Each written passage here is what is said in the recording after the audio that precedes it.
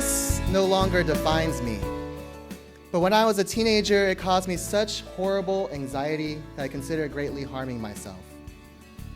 See, when I was growing up, things were either black or white, and boys are supposed to meet girls.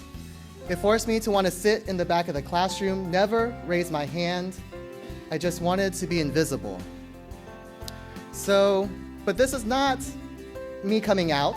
Don't worry, it's been done. But this is that story about a teacher who may have saved my life by just asking a very simple question. Would you like to stay after and join a club? See, I was very fortunate. In my school, I had many options. There were clubs for people who looked like me, and there were also clubs that just sparked my curiosity. And then by the time I was a senior, I was that annoying kid in your school who was an officer of everything.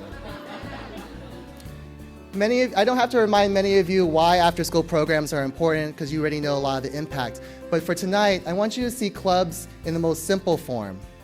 They are places for children to discover themselves. When I was becoming a teacher, I was really surprised to find that my students can only choose between one of two clubs, had to look outside of school, or do nothing at all. Because in Maryland, we rank in the bottom 10 states in access to after-school programs, which came to light, of course, as we know, in April, when we were all asking, where are the enrichment opportunities for our youth? Which became part of the national dialogue. And what was also interesting is that how many organizations came to support these efforts. And we do need to continue supporting programs that really help our youth. But we missed a very crucial issue, accessibility. Yes, we need to continue supporting off-site after-school programs such as rec centers and summer camps. But there are still thousands of children who cannot access these very programs. So, tonight we get to enjoy lots of stories of how we are improving education. But here's what I propose that is attainable and measurable. Increase the number of schools and the number of clubs we offer in our schools. Because I swear and I know that each of you are something beyond your job. You have something you are passionate about. It may be knitting or gardening or Legos or Excel.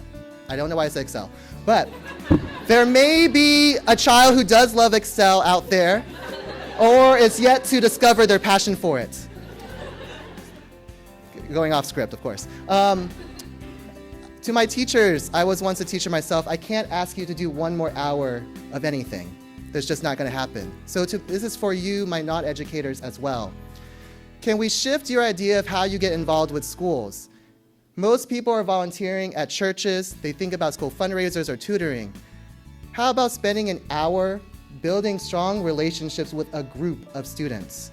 Because imagine yourself walking down even one of these school hallways and you see an accountant who's leading an anime club, or a banker who's doing poetry, or a fashion director talking about Shonda Rhimes. I don't know, whatever your interest. And I know this can work because when I was a social studies teacher, there was a day when I was super frustrated and I just told my students, if we get through this lesson, I will teach you a hip hop dance move. This began a journey with a fellow teacher who's actually in the room. And we began to expose students to our own joy of hip hop by doing demonstrations.